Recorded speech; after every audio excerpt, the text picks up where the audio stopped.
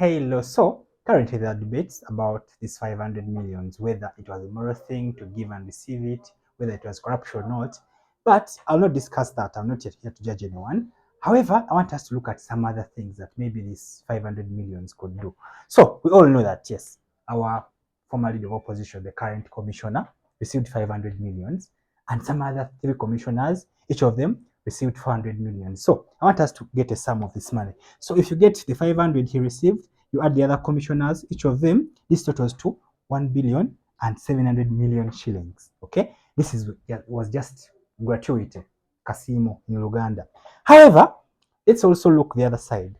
Today, interns, you all know medical interns. These are doctors who have graduated from medical universities. They are doing, their training before they are confirmed as doctors. So these guys, the current number of interns today in the whole country is 1,900 interns. These are doctors. When you go to hospitals, these are the people who are going to receive you, who are going to handle you before the consultants come in.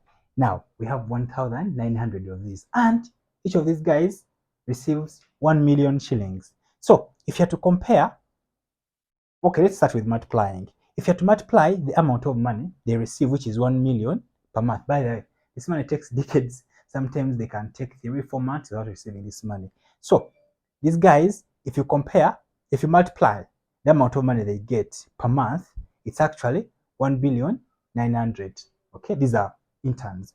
So when you compare these two figures, look, these guys, just for people, they are almost getting a similar amount of money that interns need for a whole month.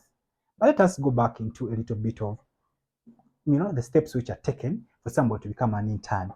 These are the people that got the 4s in P7.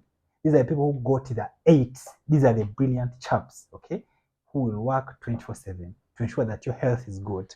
And they're earning 1 million.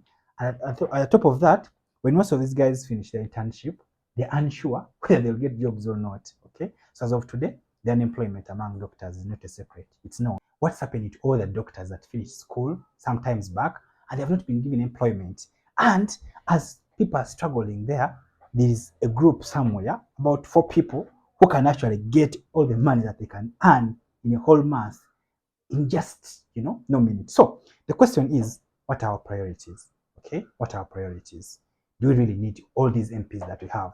Yes, we're going to really need over 500 MPs, each of them earning close to 30 million a month. They are all having these allowances, and yet you don't have hospitals. So whether it's a moral thing to do or not, that's a question for another day. However, my question, and I want all of us Ugandans to focus, do we really need all this? I mean, are these our priorities? Now, I want us to look at a little bit about our administrative units, for instance. If you go to the districts, as of today, we have, I don't know about how many districts, more than 150. I haven't lost count. But each of these districts, they're having chairmen, they're having cows, they're having RDCs, mayors, their clerks, their male and female MPs.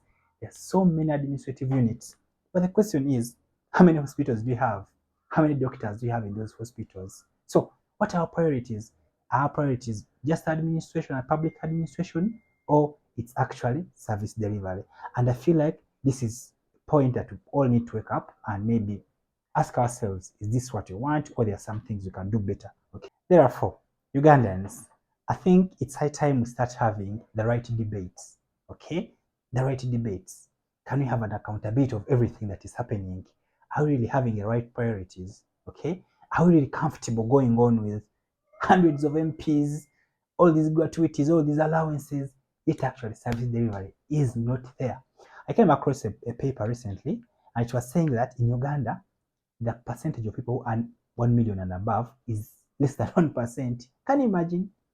The whole population of Uganda, we have 45 million plus people, and people getting 1 million and above is less than 1%.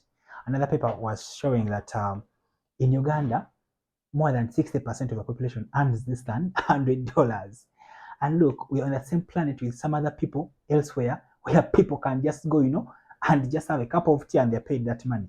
Okay? So I feel like our levels of poverty in Uganda are really, really too much. They are way sinking.